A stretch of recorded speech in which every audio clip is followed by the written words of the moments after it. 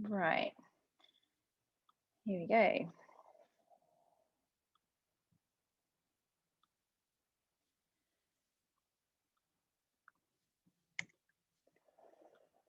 So I'm going to cover a bit about the treatment options that we have for laminitis, and I'm going to talk about acute management of the laminitic horse, and also a bit about the different causes of laminitis and how we might focus on managing those, because as Emily's really pointed out, that's probably key in getting our patients to recover, or at least kind of go into remission, I guess is the way to describe it for laminitis, and that will encompass a lot of management things as well. And then I'm going to talk about pain scores and how we might monitor our patients that have laminitis, and how you guys at home might be able to do that for your ponies and horses, and how that might help you. So this slide is mainly just pictures, but it gives us the essentials of what we really all reach for when we see an acute laminitic horse or pony or donkey. Donkeys can get it too. So we know in the first 3 days of a horse having laminitis that actually cooling the feet and icing the feet can be really effective at reducing the damage to the laminae and the long-term consequences of that damage. So kind of there are different options out there, but ice boots or cold water boots and those sort of things can be used. I'll show you some pictures of what we use in the hospital for some of our patients, but that's something that we might use very much in the very initial stages of seeing a horse with laminitis. And then I'm sure you're all very familiar with equipalazone, or phenylbutazone as it's known, or even suxibutazone, which is Danilon, which is found in every vet's car and probably every tack room across the country, our mainstay of our non-steroidals for use in horses and other equids. This is a non-steroidal anti-inflammatory drug, so we're using it for its analgesic properties, so its pain relief properties, and we're also using it for its anti-inflammatory properties in the foot and in the laminae to try and reduce that inflammation that's going on there. And that can be really effective at trying to bring under the pain that these horses and ponies undergo. In recent years, we've started using a lot of paracetamol as an adjunct to the bute, and that gives us a little bit of an extra layer of pain relief that can be used alongside bute and can be quite effective in laminitics to try and give us a bit more as I said, control over the pain, which can, in those acute stages, be really very hard for our patients to undergo. Sedilin is something so that's ACP, so acepromazine, again, a very commonly used drug, mainly used as a sedative. It was thought that this might help in laminitics due to changes in blood flow to the feet. We now know that's not really the case, but what it can do is provide a low level of sedation, which really does reduce the horses and ponies moving around as much on their really painful feet. So we can use that in the acute stages as well. And then I've put in here a nice pony having a lay down in a nice straw bed.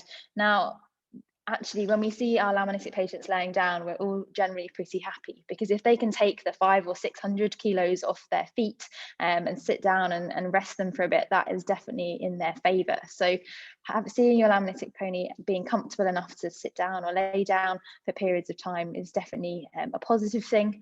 Obviously, we don't want them to be down for hours and hours on end, and we would like them to be sitting in this position in sternal, looking quite happy, wanting to eat, rather than laying with their legs out straight, really just in lots of discomfort. So that's something that I think we can maybe overmiss kind of discussing with clients, that we do want our patients to try and lay down and have a rest.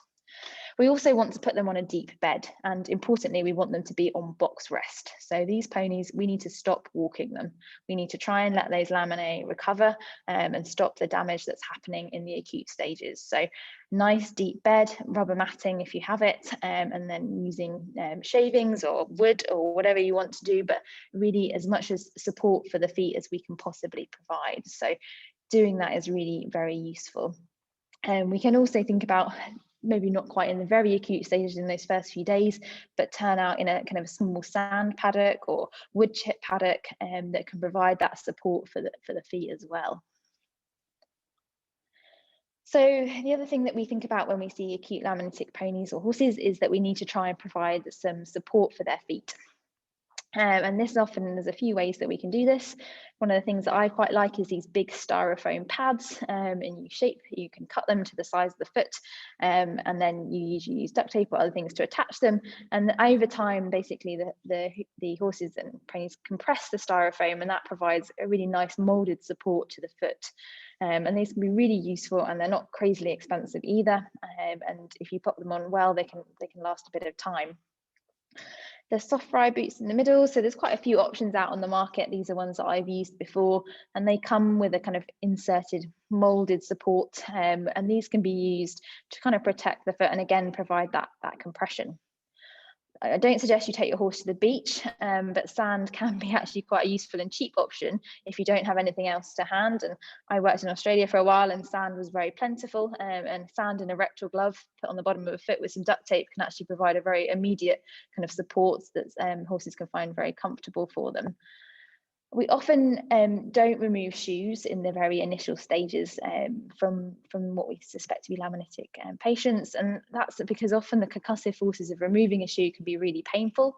That shoe, though maybe is not what we want in the longer term, actually can be providing some support for the foot. So it will depend on how the horse is doing, but often we won't reach to take those shoes off just yet. I put this up, this is from the University of Liverpool, and I know when we all tell, I know people dread when you say, oh, your horse really needs to be on box rest, and everyone says, oh, my horse doesn't really cope with box rest. And these, with the laminitic ponies, really is a very essential part of trying to get the acute stages under control. So rather than me go through it, they put a quite nice kind of paragraph here about what you might do to try and stimulate your horse while they're having to have box rest, and that includes mirrors, or providing kind of a sand turnout or wood chip yard, which is what I've suggested, and obviously slowing down their feeding using double or triple hay nets and multiple hay nets or a horse ball. So this is quite a good website that's got some information there that can give you ideas, play balls and those sort of things that might be able to be used in those patients that really are on box rest. So as Emily mentioned, there are some different causes of laminitis. Supporting limb laminitis is one that we all particularly dislike because it's something that we all feel like that we maybe could be able to prevent, but it does happen. And actually prevention on the other foot is something that we're all very aware of, especially here in the hospital when we have patients who might be really painful, they've had a surgical procedure or something else go on for them.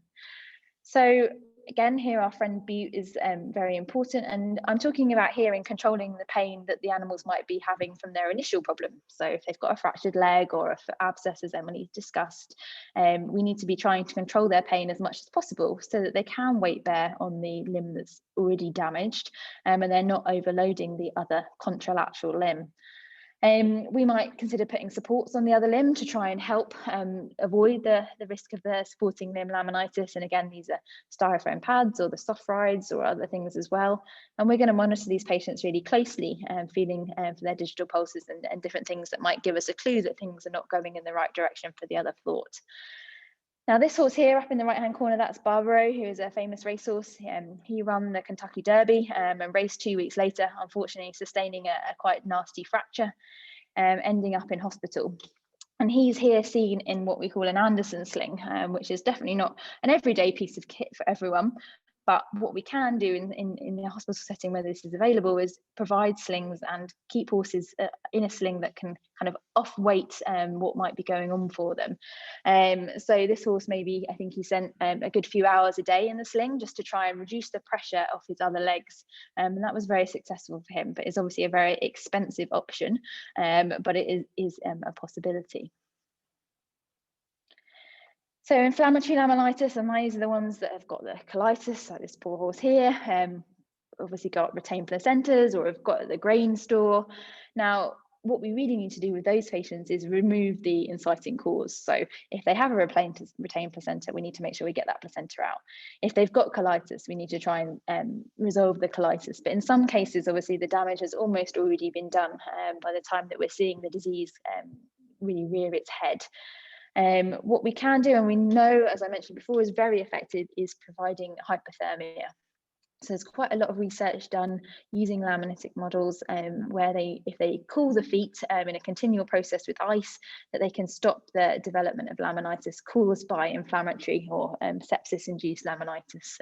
And this horse here, as you can see, has got some pretty extensive ice boots on, and those are changed in the hospital every 2 hours to allow us to really cool the feet as much as we possibly can. And if we do that, we know that we can generally be quite effective at reducing the risk of laminitis. The other thing we're going to do for these patients is probably we're going to treat them with antibiotics. These horses might be on fluids, and obviously try and monitor their feet and act on that as quickly as possible. So place the supportive pads, keep them as pain-free as possible.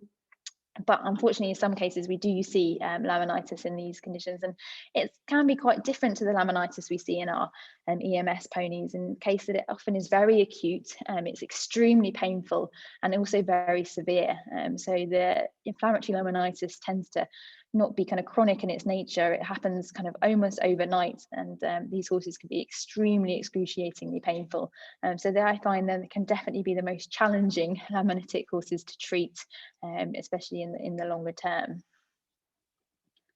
So then we're going to move on to the biggie, so endocrinopathic laminitis. So this is the one that as Emily's alluded, that probably affects the majority of the horses that we see, horses and ponies with laminitis, and we now know really is related to insulin dysregulation.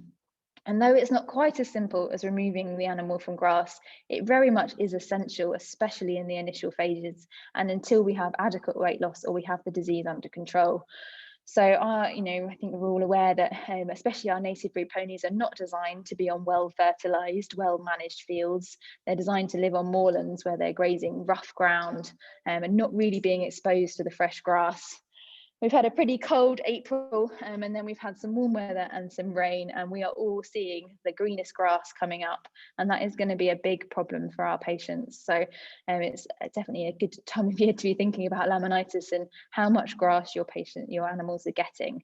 So we will generally advise, especially if we think it's endocrinopathic, that those horses don't go out on grass, and we need to be really careful about how we introduce grass. We also need to alter the diet to reduce non-structural carbohydrates, and in essence, non-structural carbohydrates are sugars. So there are lots of diets out there that are available and manufactured that have low sugar content, and these are very important for these sort of patients. So we often think about these patients, and we know there's a very big link between being overweight and having these insulin dysregulation. And there is lots of information. I'm going to put some different things up that you might want to look up. But if we're looking for weight loss in obese horses, we aim for kind of 0.5% to 1% body mass per week. And we achieve this by rationing their forage, basically. And we can do this done as a percentage of their body mass, and then we weigh the feed. So we want to aim between 1.4 and 1.7% body mass is fed. And so I'll give you an example here. So if your animal weighs 500 kilos, so if you don't have a weigh bridge, obviously a weigh tape can be pretty useful for this. You can feed them about 7 kilos in total for a 24-hour period. And to know that you're feeding them 7 kilos, you probably need to invest in one of these, which is a weigh measure that can be bought on very easily online, I think for about £6. So well worth the investment. I'm pretty sure that none of us are very accurate at weighing things just by eye, especially with hay or haylage. So do get into the practice of weighing your hay nets. If you want to go on to the top end of that, that's 1.7% body weight, and that works out about 8.5 kilos. So it's very important to try and get a weight of your horse and then to do that appropriately. We want to use forage that has sugars that are less than 10%. And we know that we want to use that because it will limit the postprandial, so that's after eating, insulin response in horses with ID. Sometimes, especially if we've got good quality hay, we need to soak the hay to reduce the sugars in there. And the amount of time soaking does depend on what your hay is like. If you buy your hay in big bulk, you can actually have it tested and see what your non-structural carbohydrate content is, and then you can work out exactly how much you should maybe be soaking it or how much you should be feeding. It's still really important that our patients have adequate proteins, vitamins and minerals, and so you want to provide a balancer. I personally quite like the low-cal balancer provided by Bailey's, but there are lots out there on the market. You just don't want anything with any sugars in it, basically, but you want it to be able to provide the baseline nutrients, and that's particularly important if you are soaking your hay, because with leaching off the sugars, we also leach out the vitamins and minerals as well. So very important to think about that. Now, as I mentioned, obviously, most of these patients potentially need to undergo some sort of weight loss. It's important that weight loss is controlled. We don't want to starve horses or ponies overnight, and that can have negative consequences. So what I've just described there would be an appropriate way to focus on that. It really is very much key in the management of this type of laminitis. But I think everyone needs to be aware it just won't happen overnight. And just like us, horses lose their internal fat first. So you may not see changes on the outside, and you might need to be a bit patient. These two documents here, one's provided by the Blue Cross and one is provided by the University of Liverpool, are really good resources. So I'm not going to go through all of kind of weight management things, because there is lots of really good information in these two things, and I'll pop the links for those into the or maybe one of the other guys can pop the links into the chat after I've given my talk, and you guys can download these easily and print them out, or just have them on your phone. And there's loads of really good things in those. So I just wanted to pick out a few things. So from Liverpool, they use this kind of circle that they've divided by 4, and that's the way that they start to think about how you might undergo weight management with your patient. So the first thing to think about is reducing grazing. So we've already said that we're probably in the acute stages, we're going to just stop grazing. We're going to have to take it off for the moment. But obviously at some point, we'd all like to be able to turn our horses and ponies out. So there are ways of thinking about how to use your paddocks, creative ways with electric fencing and the like, to try and reduce your animal's exposure to grass. It's really important to understand about how much a little pony might be able to eat if they're given a small amount of grass. And we know that using a grazing muzzle can be helpful, but often ponies that maybe go out for an hour or 2 a day can often eat the same as they would do if they were having 6 hours. So actually reducing the amount that they can access is probably more important. We also potentially want to alter supplementary feed, and in most cases we're probably going to get rid of all the supplementary feed. Most horses really do not need lots of extra feed. All their calories can come from their hay, and as long as you're giving a balancer, that's probably going to provide enough for them as well. Increasing exercise, just as me and you need to do that, also our animals do as well. So diet can definitely go a long way, but we do need to, if we can, increase exercise, and that can be really tricky, especially with the laminitic ponies. And then they talk about using metabolism. So our native ponies, they live outside all year round, and in the winter they grow a big coat, and they live out in the snow and the rain and the harsh weather, and that controls a little bit of their weight, because they're using their internal fat reserves up during the winter to provide them with the heat that they would otherwise be getting. So though it's very nice to rug up your pony and keep them nice and warm and wrap them inside, we might not actually be doing them a favour by doing that. The Fat Horse Slim, which is obviously a great slogan, I thought was quite useful. Had a kind of a weight guide of what your pony, for its size and its breed, what it should be weighing, because I think it can sometimes be difficult to know where you need to get to. And the other person that might be able to help you with that is your vet. So don't feel that you're alone in this, and we all would love to be able to help our patients lose the weight that they need to. So discussing with your vet what you think your horse should be, or what weight they should be, using weigh tapes and body condition scores can be really helpful. This is a small miniature Shetland who does prove that you do not need to be a beast to be of this type, and with good management they can definitely be on the leaner side of life. I've discussed obviously that exercise is really important, and I do appreciate how difficult that is if your horse is suffering from laminitis, but there are some guidelines, and as soon as we think it's safe and the horse is comfortable, you know, getting them walking in a school, moving on the soft, all those sort of things can be considered. So we know that in non-laminitic horses that have insulin dysregulation, so we've picked up insulin dysregulation, but they haven't had laminitis, we want them to undergo this sort of exercise regime. So they want to do low to moderate intensity exercise for at least 30 minutes for at least 5 times a week. So it's a bit like us, basically. That's what we should be doing every week. So that's what you should be aiming for with your animal as well. In previously laminitic horses which have recovered, and we know that their hoof is stable, and we want to get them to undergo kind of low intensity exercise on a soft surface for around 30 minutes for 3 times a week, while obviously monitoring them very closely for any signs of lameness. So these things can help you kind of think about how you might undertake some exercise with your laminitic horses. Now, with EMS, there are some pharmacological aids, so drugs that we might use. And I very much strongly believe, and that's the general consensus, that these need to be used alongside all the other things we've discussed. So weight loss, grazing management, exercise, all those sort of things. They can help, and I think they should be short-term uses rather than horses ideally not living on them in the longer term. So metformin is one that we use quite regularly, and we're not exactly sure how it works in horses. It's a human drug, but we do think it maybe affects how glucose is absorbed in the gut. And as Emily pointed out, we now realise that the major issue with insulin is likely associated with oral sugars, so eating sugars in your diet, in your grass, or in your feed, and that affecting what we call the enteroinsular axis, so the communication between the gut and when insulin is produced from the pancreas. And we think that potentially metformin actually acts in the gut to reduce the absorption into the blood system. It's not effective for all insulin dysregulated animals, and it is advised that we repeat the testing. So oral sugar test or whatever testing we're doing is actually performed while you're still on the drug after around 4 weeks to actually know that it's helping. Some horses can be popped on this long term, and we're still getting problems with laminitis, or we're still getting problems with high insulins, and it actually may be that the drug is not being effective for your animals. So that's something to consider. There's another drug we can use, and that's called levothyroxine, and that basically increases the metabolic rate. It's involved with the thyroid, but it really must be used alongside diet and exercise. It's really not helpful if we don't do that.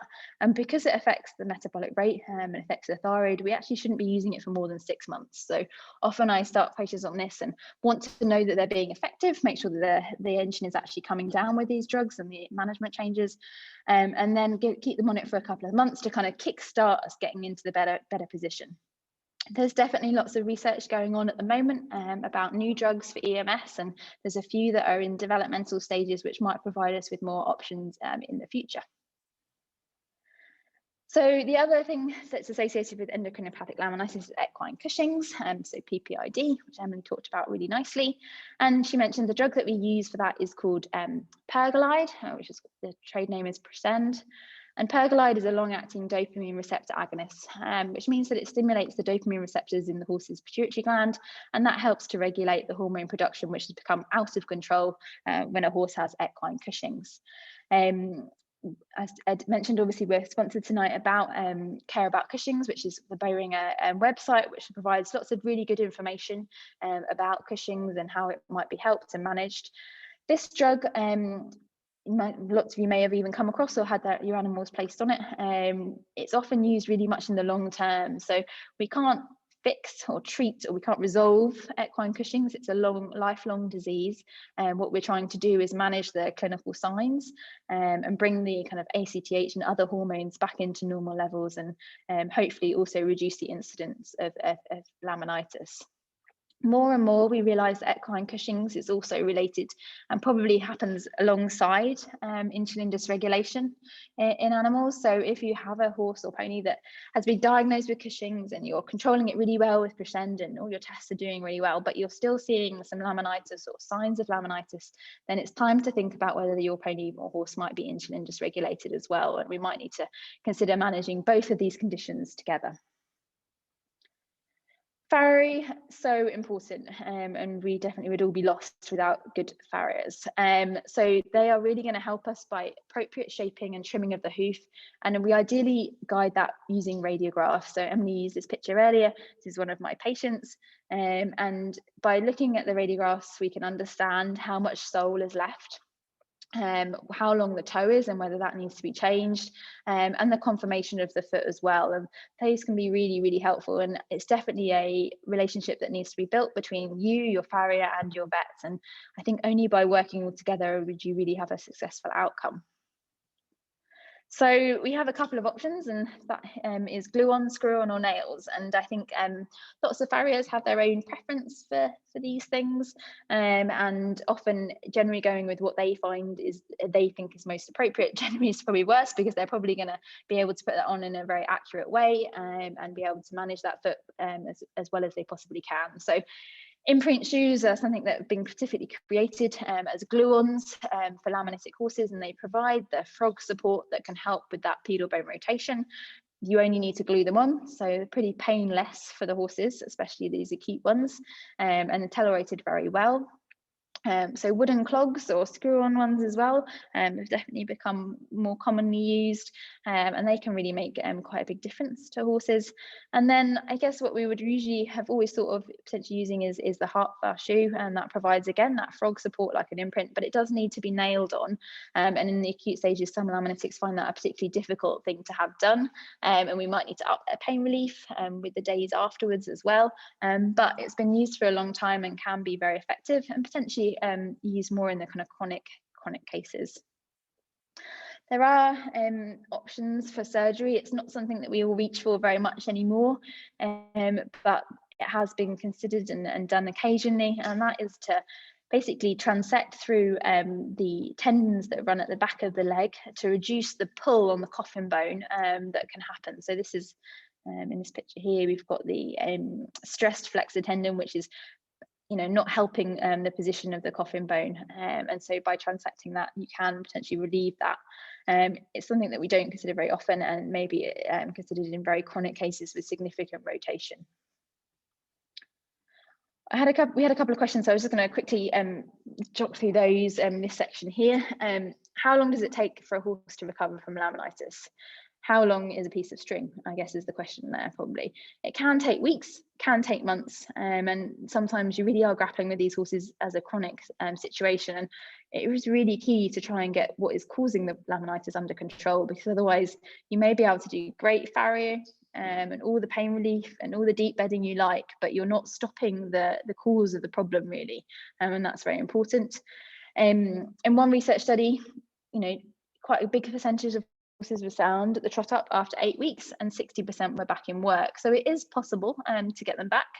However, generally, once a horse has had laminitis, it's a condition that will probably remain with them in some form for the rest of their life. However, being diligent owners who can pick up the signs quickly and manage them appropriately, this can really be reduced as well. Why might my laminitic pony become acutely lame? This is something else that's saying. Often it could be just a flare-up of the laminitis. So everything's going well, we think we've got everything under control, and then for some reason things go back downhill, and we see that we took more radiographs and maybe the rotation has changed, or they've sunk, or something else has happened that's just offset them. As I said with Cushing, so PPID, that disease is a disease for life and it can progress. So it might be that though you've been giving your Presend at your specific dose, everything seems to be well, you actually might need to increase that dose. We might have need to increase our drug dose. And the other thing that these cases can be really prone to is development of foot abscesses. And that is something that we see sometimes in laminitis, and where they become really painful all of a sudden for not a particularly good reason. And that's something that we would explore and try and identify and focus on. So I'm now going to move on to pain scores and how we might detect the early signs of laminitis, because we know that interventions can really help limit the disease. And there's a scoring system that's been developed which can be used to monitor the recovery from laminitis. So from the acute stages over those first few weeks, and we can see how the score changes over that time. And I think if performed regularly for your horses, it may help you pick up any sign of deterioration a bit quicker. So this is what we call the modified Obel or Myers method of laminitis diagnosing and severity score. I'm going to split it down into the different bits and we'll talk through each stage. It's nothing particularly challenging, so don't be overwhelmed by the words that are put on this sheet, but it can be very easy for you to work your way through these. So I'm going to move through each section. There's basically 3 different stages. So we're going to examine the horse in a standing position, and we're going to look to see if they're weight shifting. And when we mean weight shifting, meaning that they're moving the weight from one foot to another, they're kind of rocking, kind of like I am here, back and forth to try and offload the pain from one foot to the other. And you give a score depending on if you see no weight shifting, you see weight shifting between the feet, or you're seeing that the horse is maybe spending more time lying down or placing the forelimbs in front of the body. So I'm going to show you this video in a second, but you can see probably already that this horse and the grey horse here is really stretched its legs out in front of it. We're also going to do a forelimb lift. So we're going to lift each foot up and put them back down straight away. And obviously most horses will willingly pick up their forelimb, and then we won't have any problem. Obviously you get a score of 1 if you're reluctant and you can't keep that limb up for very long. And if you really don't want to pick up the limb at all, you're getting a score of 2. So this horse on the left here, you can see, if you look closely, he's just banked the shavings up underneath his feet. He's made himself a deep bed, and he's a little bit uncomfortable. And he's more of a horse that's not extending his feet forward, but he's standing a little bit on a drum. And this horse wasn't that keen for you to pick up his forelimbs. He's just starting to show the signs that maybe he's a little uncomfortable. And I think he was weight shifting as well. Unfortunately, I haven't got a video of him, but I just thought if you look closely, you can see that the shaving situation. This horse, I'm sure everyone will hopefully be able to see, is very uncomfortable. You can see that it was really trying to offload the weight from its limbs here, and you can see its muscles are straining there. I'm just going to play that again so everyone can see it. And this horse here, actually, for the astute of you, obviously is based in the hospital and has a bandage here with some labeling on it. This horse has a fentanyl patch applied to his leg, which is an opioid that we can use in the hospital that can provide a very high degree of pain relief. Unfortunately, this horse obviously is extremely painful still, and what I didn't mention, obviously, in the beginning of my talk is that there are analgesias that we sometimes use in a hospital setting, specifically for those inflammatory or contralateral limb laminitis, which we might not be able to use in the field. And they would include potentially giving morphine, using fentanyl patches, or using infusions of pain relief, such as lidocaine. So I'm going to move on to the next portion of pain scoring. Oh, staying that again. So this time, stage 2 is looking at your horse walk and do a circle. So we're going to do a gait at walk, and you're going to conduct on the hard surface, and you want to walk the horse approximately 30 meters back and forth, and ideally being side on to the examiner. And what you're looking at when the horse is walking is, do they have a normal free gait, or have they got a short stilted gait but they still move willingly, or are they really struggling to walk, or can they not walk at all? As in some horses with acute laminitis, you can't move them out of the stable, so they would obviously automatically become a score of 6 in this one here as well. A short stilted gait is often where they take smaller strides than they would normally take, and they look like they're kind of stiff and struggling to decide which foot they want to place in front of the other. Unfortunately, despite seeing what's down, I didn't have a video, but I thought I'd just show you a horse of what you want to achieve here. So this is a horse without laminitis. He's walking very nice and normally and freely, in a nice straight line on a hard surface at all possible. No stones here to be getting caught in the foot or anything like that. So nice, hard, firm surface if you can. The next thing to do is to look at your gait when they circle, and often when a horse is circling and they have laminitis, they're loading the foot in a kind of slightly abnormal position, and that puts excess strain and pain on the laminae. So it might be very much not so obvious when the horse is walking on a straight, but when you do a circle, it's, the horse is much more painful. And again, the score here, you normal circling. A score 1, obviously mild head rise with difficulty when turning, but they can still move willingly. They're still happy to do that circle. A grade 2 would be moderate sharp head rise, reluctance, difficulty turning. And then obviously a grade 3 is very much really severely difficult and difficult and painful. So this second video is just, again, a normal horse circling, but this is what you're trying to do. You just want to move your horse in a nice circle here. Ooh, playing those again. So the next bit in the stage 3 is Emily mentioned about feeling digital pulses. So this is just an anatomical picture here. So to give you an idea about where the digital artery runs, so it runs down kind of the back of the fetlock. So here are the tendons, so just in front of the tendons, and it comes across and over the fetlock and down into the foot. This is a little video that I just shot really recently, but this is just to show you how you might do your digital pulses. any point. I don't know if you can actually hear me.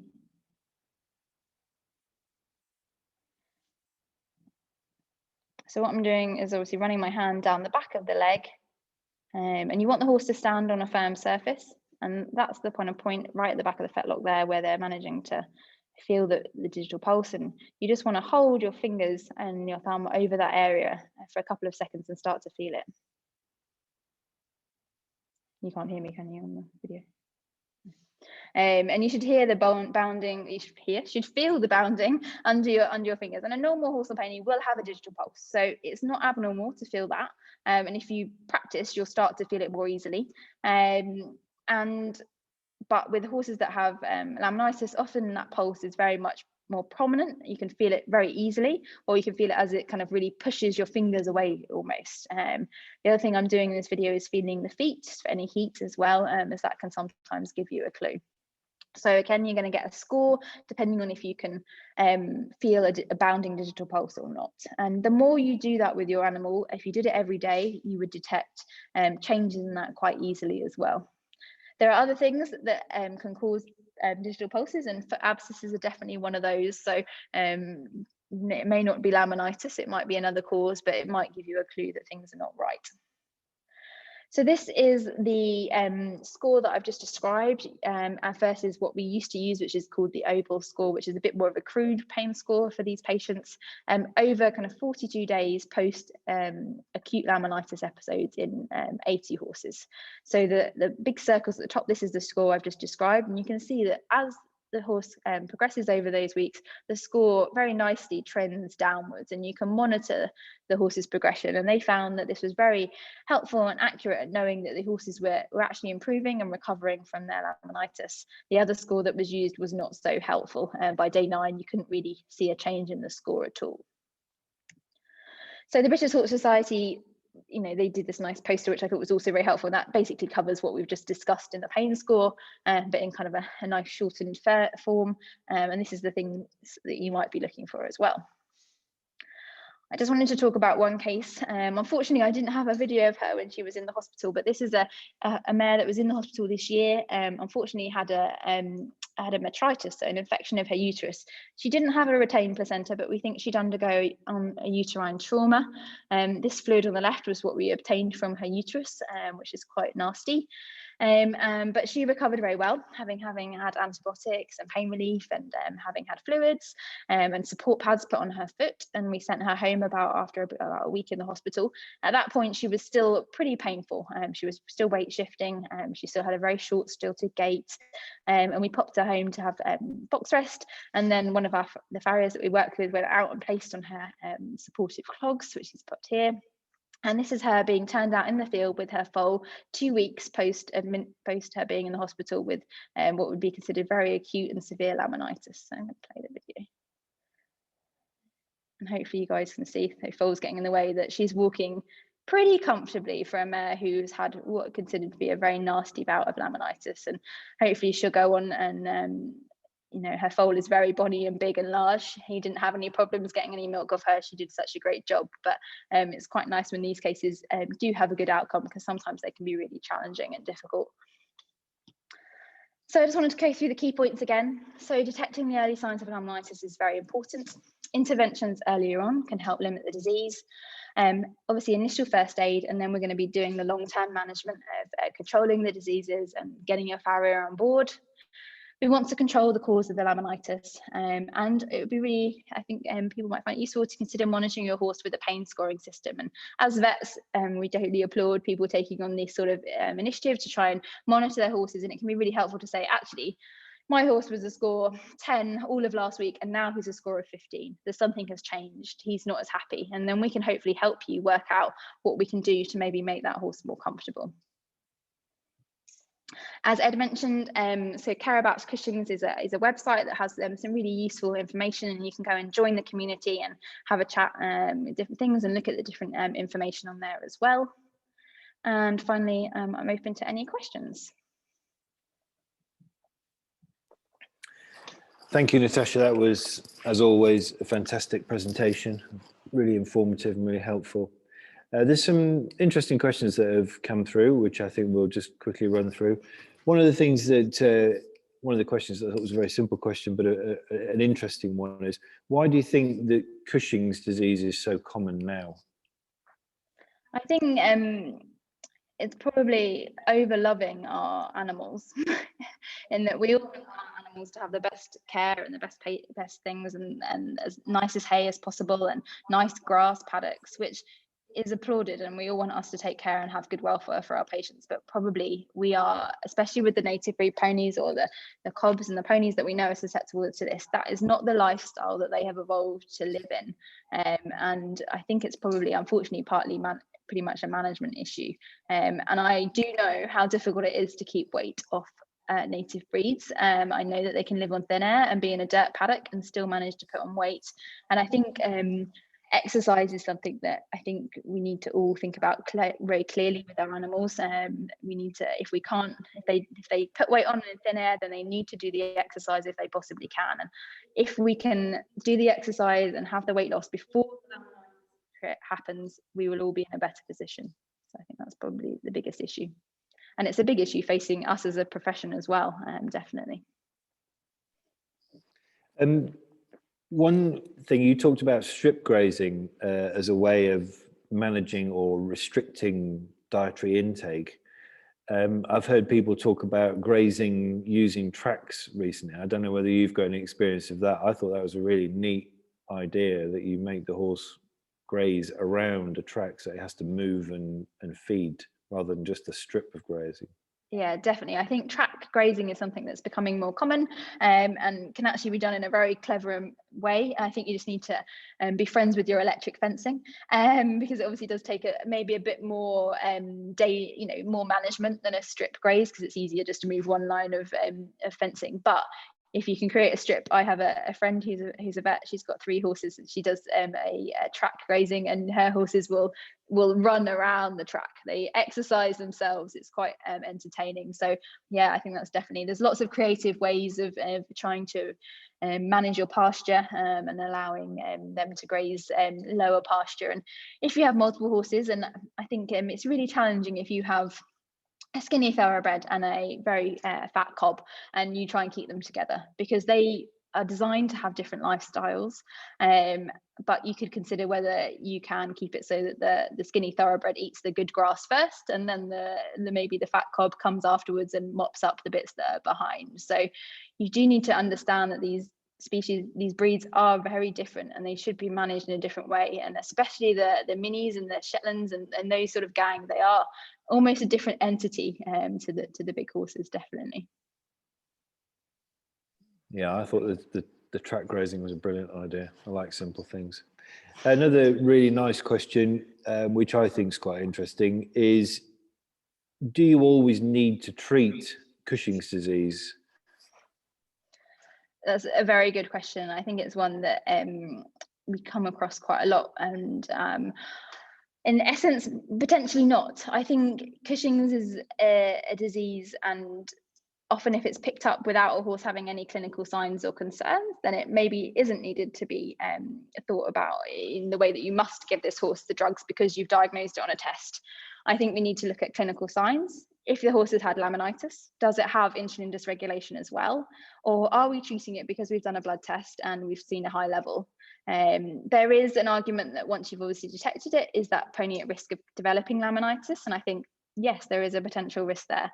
But what we can do is try and do the management control beforehand, and potentially, put in the good inflammation, stop the horse having loads of sugary stuff before that. And actually, if you can reduce the other risk factors, it will reduce the incidence of the problems. If we diagnose Cushing's or PPID in a horse that has had laminitis, then I think we know that it's a drug that potentially can help and prevent that in the future. And as long as they aren't insulin dysregulated at the same time, and we can obviously test that at the same time, then treating them would be an appropriate thing. I think it's difficult because it is potentially once you've started it, it's potentially a lifelong treatment, and it's not obviously without a certain amount of expense, but it can be a really effective and useful drug.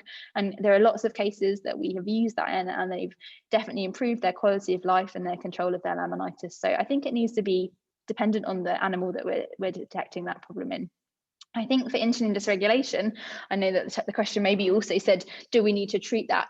Well, I think as Emily said, it's not a disease, it's a group of risk factors which leads to problems, and we need to control the risk factors. So I think that's probably the more important one to be focusing on. What are your thoughts on this, the thinking behind frosted grass having higher sugar content? Obviously, we've had lots of frosts in the last few weeks, but hopefully they're gone now. But what are your thoughts on that? I think that there is some evidence and some research done that looked at the sugar levels in grass that had undergone a short frost. And this is a particularly bad time of year to have frost on the ground, because then the temperatures warm up very quickly. And so I just bring evidence from other parts of the world, but in vineyards, they do frosted wine where they collect grapes that have been frozen as a specific type of wine, which is extremely high in sugars. So there is something that happens when plants are frosted or frozen, and it definitely seems to increase the sugars in them. I wouldn't say I 100% know exactly the science behind it, but there is definitely evidence that that is the case. So yes, avoiding that kind of element is if possible. But I think we're also dealing now with the warmer weather and the spring grass coming through, which is probably even more disastrous for us all. So that's interesting. So when you're making sloe gin, you're supposed to use sloes after they've been frosted as well. And if they haven't been frosted, you're supposed to stick them in the freezer to make them think they've been frosted. So that's interesting. There's been lots of questions about pain management. Lots of people asking which drugs to use. And I wonder if you could just quickly whiz through again, almost like an order of drugs that you would reach for, starting off with a very mild laminitic and ending up with a very, very severe laminitic. Just give us a quick whiz through of which drugs you'd use in which order. So I think probably myself, and I imagine most of other vets, would probably reach for bute as their first line drug. And there is a dose range for bute. So it's not some, we can start high, or we can start middle, or we can start low, or we can trajectory that way. So I think we all give bute as a test almost to see how painful this horse is, because if a 500 kilo normal standard size horse responds to 1 sachet, so 1 gram of bute twice a day, then we can maybe be more comfortable that we're under control with pain relief. If that doesn't help, we can increase the bute dose, so we can make it higher. There are side effects associated with bute in the short and long term, so we do need to be a bit careful. But there are other non-steroidals that you can use that are available, such as flunixin, which does have also side effects, or meloxicam, which maybe has less side effects, or Previcox, which is not licensed for horses, is licensed for small animals. There was a licensed horse product, but it's not available at the moment. So I think those would be my first line. If that's not helping, then I think I add in paracetamol. So we give paracetamol twice a day orally. And for some animals, we find that can be really effective at bringing things under control for them. If that's still not happening and we're dealing with a really acute, painful laminitic, we need to maybe look at the other things that we should be doing. Are we not providing enough foot support? Is there not enough deep bedding?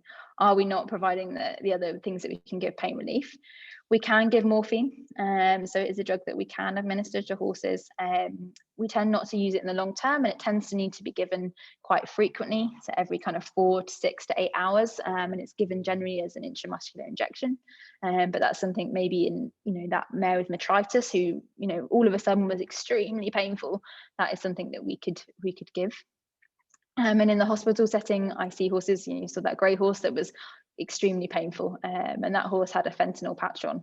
Fentanyl patches can be used out in the field as well, but they just need to be managed, and they provide a kind of constant rate of opioid pain relief over around 3 days, but it's something that we definitely don't reach for as our first line. And then on very rare occasions, I've given an infusion of pain relief, so something called lidocaine in the hospital, but that would definitely be for those cases that have that sudden very acute painful laminitis, probably due to an inflammatory condition or a contralateral limb laminitis. So those would kind of be the standard pain relief that we go for, kind of in the scales, if that's helpful. Someone asked if you'd ever used ketamine infusions for pain relief. I have used ketamine infusions for pain relief in a hospital setting. I think the problem with ketamine is that that it provides what we call a dissociative state.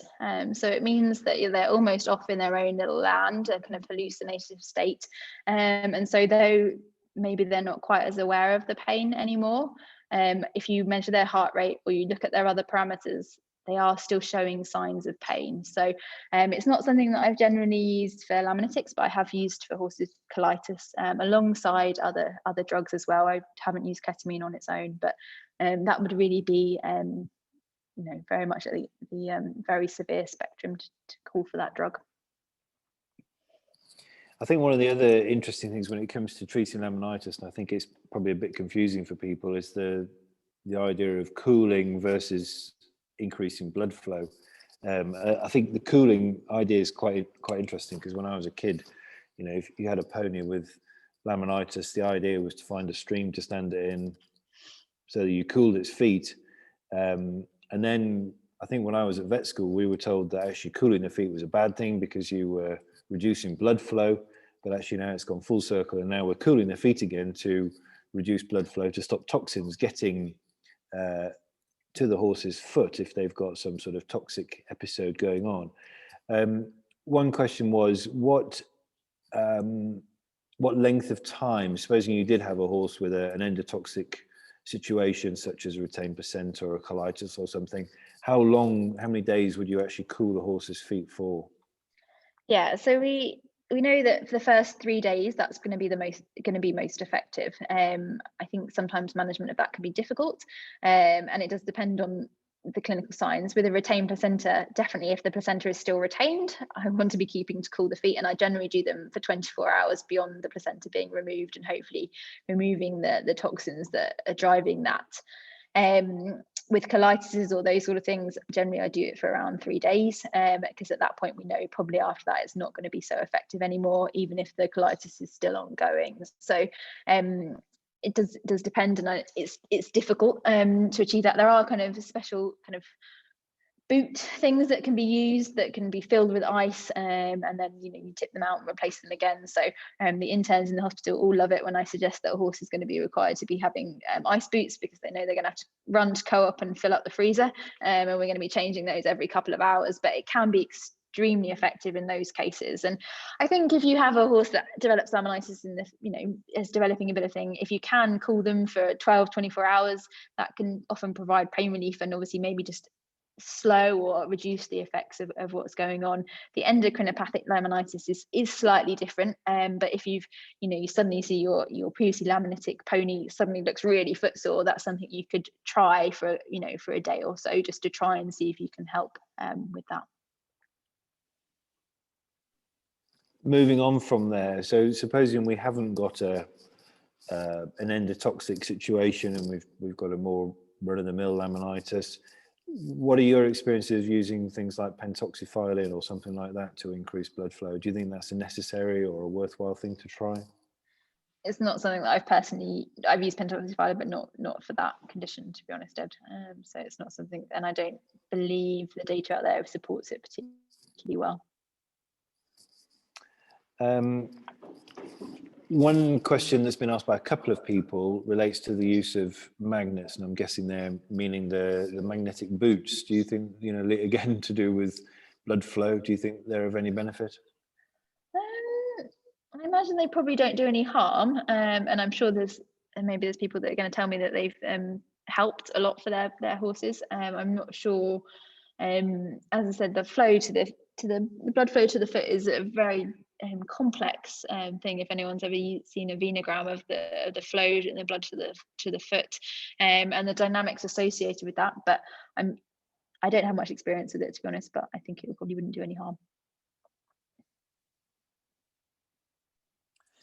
Another person has asked, this is again quite an interesting thing, and I know it's something that you're very, very interested in, is if you've got a horse and you're trying to control its diet and you're trying to restrict its hay intake and things like that, what are the risk factors as far as developing gastric ulcers? That's a challenging question, isn't it? And something I do get asked quite often. I think we know that horses are trickle feeders, and so we want to try and provide them with an option to graze, and that's why things like double hay nets or triple hay nets, or ways of slowing their forage down, because I know there's plenty of horses that will go straight into their box and they will have eaten their hay net within the first hour for the night, because they've, that's what they want to do.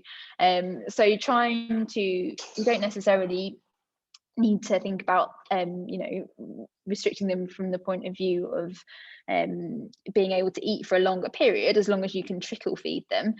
There are other options of thinking about. So if we soak the hay, we know we reduce the sugars, so you could have a slightly bigger volume because you've soaked the hay. The other thing that there has been some evidence is that you can use some straw. Now, you don't want to use lots of straw by any stretch of the imagination, but you can use straw as a kind of bulking agent, to kind of provide things the horses can eat for a bit longer. And generally, if you speak to your vet, they can give you an idea for your horse how much that might be appropriate. We need to make sure they're drinking and the like as well. Play balls to give them low calorie kind of fiber nuggets can definitely stretch out that time, and creating a track for grazing will definitely move your horse around more, to try and encourage them to slow their feeding down, basically. I'm going to ask one last question, and it relates to, I suppose, a sort of subclinical laminitic situation, and that would be what your thoughts are on equine metabolic syndrome as a cause of poor performance in athletic horses. And by athletic horses, I mean probably dressage horses. I just wondered whether you got any thoughts and comments as far as that's concerned. I think that's very interesting, and I know that we see a population of horses that are on the bigger side of life. I mean, I'm trying to put this nicely, because I think it doesn't mean they're not fit, because they may well be fit, but they're probably kept more heavier than they should be, really. And I think that's a real problem, and I think you've probably hit the nail on the head that sometimes maybe that's in a certain population of horses that we see. I do think that we probably underestimate low level laminitis or changes in the feet in those patients, and that definitely could be contributing to their performance.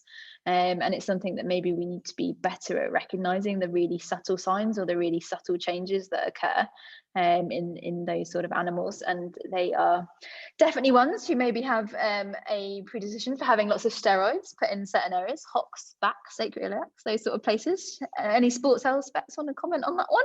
And so we do need to be careful about sticking steroids into these patients who maybe do have a low level of insulin dysregulation. And I think more and more we're aware of that, and we would advise testing and those sort of things as well, to establish that. But I think low grade foot pain, I'm sure maybe you can comment on this, Ed, would be a cause of poor performance in this population.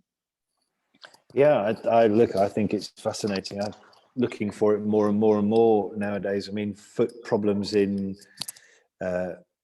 sport horses are very, very common, and we always think it's going to be something to do with navicular disease or the deep flexor tendon or collateral ligament or something like that. But increasingly I recognize horses that I think have probably got equine metabolic syndrome, and it's making them footsore. And I've certainly had lots of people recently where we've changed the management of the horses, got the horses leaner and meaner and carrying less fat, and all of a sudden they start to move better and they're less uncomfortable on their front feet. So I certainly recognize it now as more of a common cause of poor performance than I thought it was before. Anyway, look, I think we've had a fantastic evening there. Thank you both to Emily and Natasha for their great presentations and answering